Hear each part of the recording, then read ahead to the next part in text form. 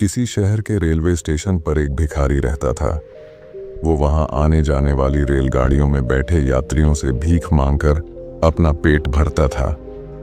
एक दिन जब वह भीख मांग रहा था तो सूट बूट पहने एक लंबा सा व्यक्ति उसे दिखा। उसने सोचा कि यह व्यक्ति बहुत अमीर लगता है, इससे भीख मांगने पर यह मुझे जरूर अच्छे पैसे देगा। वह उस लंबे व्यक्ति से भीख मांगने लगा। भिखारी को देखकर उस लंबे व्यक्ति ने कहा, तुम हमेशा मांगते ही रहते हो, क्या कभी किसी को कुछ देते भी हो? भिखारी बोला, साहब मैं तो भिखारी हूं, हमेशा लोगों से मांगता ही रहता हूं। मेरी इतनी औकात कहां कि किसी को कुछ दे सकूं। लंबा व्यक्ति बोला, जब किसी को कुछ दे नहीं सकते तो तुम्हें मांगने का भी कोई हक नहीं है। मैं एक व्यापारी हूं और लेन देन में ही विश्वास करता हूं। अगर तुम्हारे पास मुझे कुछ देने को हो तभी मैं तुम्हें बदले में कुछ दे सकता हूं। इतना कहने के बाद वह लंबा आदमी ट्रेन में बैठकर चला गया। इधर भिखारी उसकी कही गई बात के बारे में सोचने लगा। उस लंबे व्यक्ति के द्वारा कही गई बात उस भिखारी के दिल में उतर गई। वह सोचने लगा कि शायद मुझे भीख में अधिक पैसा इसीलिए नहीं मिलता क्योंकि मैं उसके बदले में किसी को कुछ दे नहीं पाता हूं। लेकिन मैं तो भिखारी हूं, किसी को कुछ देने लायक भी नहीं हूं। लेकिन कब तक मैं लोगों को बिना कुछ दिए केवल मांगता ही रहूंगा? बहुत सोचने के बाद उस भिखारी ने निर्णय किया कि जो भी व्यक्ति उसे भीख देगा उसके बदले में वह भी उस व्यक्ति को कुछ जरूर देगा। लेकिन अब उसके दिमाग में यह प्रश्न चल रहा था कि वह खुद भिखारी है तो भीख के बदले में वह दूसरों को क्या दे सकता है। इस बात को सोचते हुए 2 दिन हो गए, लेकिन उसे अपने प्रश्न का कोई उत्तर नहीं मिला था। तीसरे दिन जब वह स्टेशन के पास बैठा हुआ था तभी उसकी नज़र कुछ फूलों पर पड़ी जो स्टेशन के आसपास के पौधों पर खिल रहे थे। उसने सोचा, क्यों ना मैं लोगों को भीख के बदले कुछ फूल दे दिया करूं। उसको अपना यह विचार अच्छा लगा और उसने वहां से कुछ फूल तोड़ लिए। अब वह ट्रेन में भीख मांगने पहुंचा। अब जब भी कोई उसे भीख देता तो उसके बदले में वह भीख देने वाले को कुछ फूल दे देता। उन फूलों को लोग खुश होकर अपने पास रख लेते थे। अब भिखारी रोज फूल तोड़ता और भीख के बदले में उन फूलों को लोगों में बांट देता था। कुछ ही दिनों में उसने महसूस किया कि अब उसे बहुत अधिक लोग भीख देने लगे हैं। वह स्टेशन के पास के सभी फूलों को तोड़ लाता था।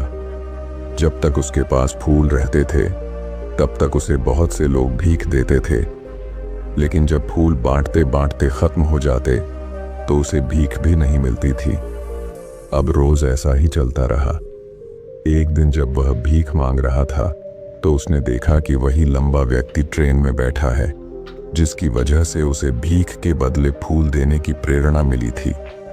वह तुरंत उस व्यक्ति के पास पहुंच गया और भीख मांगते हुए बोला, आज मेरे पास आपको देने के लिए कुछ फूल हैं। आप मुझे भीख दीजिए तो बदले में मैं आपको कुछ फूल दूंगा। उस लंबे व्यक्ति ने उसे भीख के रूप में कुछ पैसे दे दिए और भिखारी ने कुछ फूल उसे दे दिए। उस लंबे व्यक्ति को यह बात बहुत पसंद आई। वह बोला, वाह क्या बात है, आज तुम भी मेरी तरह एक व्यापारी बन गए हो। इतना कहकर फूल लेकर वह लंबा व्यक्ति अपने स्टेशन पर उतर गया। लेकिन उस लंबे व्यक्ति द्वारा कही गई बात एक बार फिर से उस भिखारी के दिल में उतर गई। वह बार बार उस लंबे व्यक्ति के द्वारा कही गई बात के बारे में सोचने लगा और बहुत खुश होने लगा। उसकी आंखें अब चमकने लगीं। उसे लगने लगा कि अब उसके हाथ सफलता की वह चाबी लग गई है जिसके द्वारा वह अपने जीवन को बदल सकता है। वह तुरंत ट्रेन से नीचे उतरा और उत्साहित होकर बहुत तेज आवाज में ऊपर आसमान की तरफ देखकर बोला, मैं भिखारी नहीं हूं, मैं तो एक व्यापारी हूं, मैं भी अमीर बन सकता हूं। लोगों ने उसे देखा तो सोचा कि शायद यह भिखारी पागल हो गया है और अगले दिन से वह भिखारी उस स्टेशन पर फिर कभी नहीं दिखा। लेकिन 6 महीने बाद इसी स्टेशन पर दो व्यक्ति सूट बूट पहने हुए यात्रा कर रहे थे। दोनों ने एक दूसरे को देखा तो उनमें से एक ने दूसरे से हाथ मिलाया और कहा, क्या आपने मुझे पहचाना? दूसरा व्यक्ति बोला, नहीं, क्योंकि मेरे हिसाब से हम लोग पहली बार मिल रहे हैं।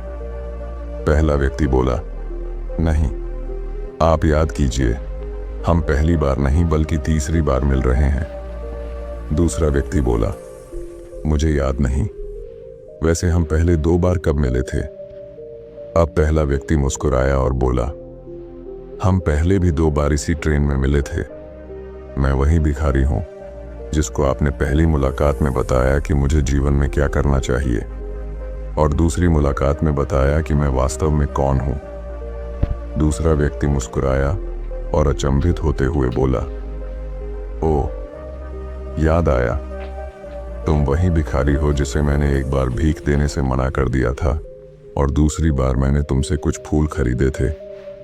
लेकिन आज तुम ये सूट बूट में कहाँ जा रहे हो और आजकल क्या कर रहे हो? तब पहला व्यक्ति बोला, हाँ, मैं वही भिखारी हूं, लेकिन आज मैं फूलों का एक बहुत बड़ा व्यापारी हूं और इसी व्यापार के काम से ही दूसरे शहर जा रहा हूं। कुछ देर रुकने के बाद वह फिर बोला, आपने मुझे पहली मुलाकात में प्रकृति का वह नियम बताया था जिसके अनुसार हमें तभी कुछ मिलता है जब हम कुछ देते हैं। लेन देन का यह नियम वास्तव में काम करता है। मैंने यह बहुत अच्छी तरह महसूस किया है, लेकिन मैं खुद को हमेशा भिखारी ही समझता रहा। इससे ऊपर उठकर मैंने कभी सोचा ही नहीं। और जब आपसे मेरी दूसरी मुलाकात हुई तब आपने मुझे बताया कि मैं एक व्यापारी बन चुका हूं। अब मैं समझ चुका था कि मैं वास्तव में एक भिखारी नहीं बल्कि व्यापारी बन चुका हूं। मैंने समझ लिया था कि लोग मुझे इतनी भीख क्यों दे रहे हैं, क्योंकि वह मुझे भीख नहीं दे रहे थे बल्कि उन फूलों का मूल्य चुका रहे थे। सभी लोग मेरे फूल खरीद रहे थे क्योंकि इससे सस्ते फूल उन्हें कहाँ मिलते। मैं लोगों की नज़रों में एक छोटा व्यापारी था, लेकिन मैं अपनी नज़रों में एक भिखारी ही था। आपके बताने पर मुझे समझ आ गया कि मैं एक छोटा व्यापारी हूँ। मैंने ट्रेन में फूल बांटने से जो पैसे इकट्ठे किए थे उनसे बहुत से फूल खरीदे और फूलों का व्यापारी बन गया।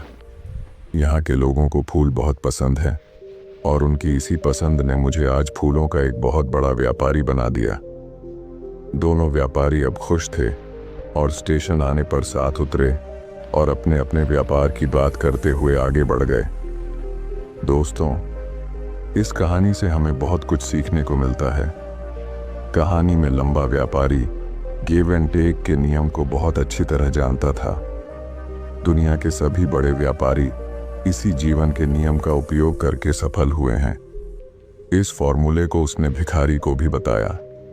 भिखारी ने इस प्राकृतिक नियम को अपना लिया और इसका असर उसके जीवन में साफ दिखाई देने लगा। उसने अपनी सोच बदली और उसकी जिंदगी बदल गई। यह कहानी हमें बताती है कि हम यदि अपनी सोच बदल लें तो कुछ भी हासिल किया जा सकता है।